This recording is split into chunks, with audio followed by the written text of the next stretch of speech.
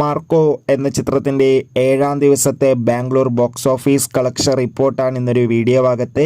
വീഡിയോയിലേക്ക് മുൻപ് video like ചെയ്യുക, ചാനൽ സബ്സ്ക്രൈബ് ചെയ്യുക. ഡിസംബർ മാസത്തിൽ ഇനിയും ധാരാളം ചിത്രങ്ങൾ OTT റിലീസ് ചെയ്യും. നമ്മുടെ ചാനൽ ഭാഗം പരിശോധിച്ചാൽ നിങ്ങൾക്ക് കാണാൻ വേണ്ടി സാധിക്കുന്നതായിരിക്കും. ഉണ്ണി മുകുന്ദൻ, കബീർ സിംഗ്, ജഗദീഷ്, സിദ്ദീഖ് എന്നൊക്കെ പ്രധാന കഥാപാത്രങ്ങളായ ചിത്രമായിരുന്നു മാർക്കോ. എല്ലാ സിനിമാ പ്രേമികളും ഒരേപോലെയായിരുന്നു മാർക്കോ എന്ന ചിത്രത്തിൻ്റെ റിലീസിനായി കാത്തിരുന്നത്. ചിത്രത്തിന് അതിഗംഭീരമായ പോസിറ്റീവ് റെസ്പോൺസ് തന്നെയാണ് ഇപ്പോഴും പുറത്തുവന്നുകൊണ്ടിരിക്കുന്നത്. അതുകൊണ്ട് തന്നെ എല്ലാ സിനിമാ പ്രേമികളും ഒരേപോലെയാണ് മാർക്കോ എന്ന ചിത്രത്തിൻ്റെ ഓരോ ദിവസത്തെയും ഓരോ കളക്ഷൻ റിപ്പോർട്ടും അറിയാൻ വേണ്ടി കാത്തിരിക്കുന്നത്.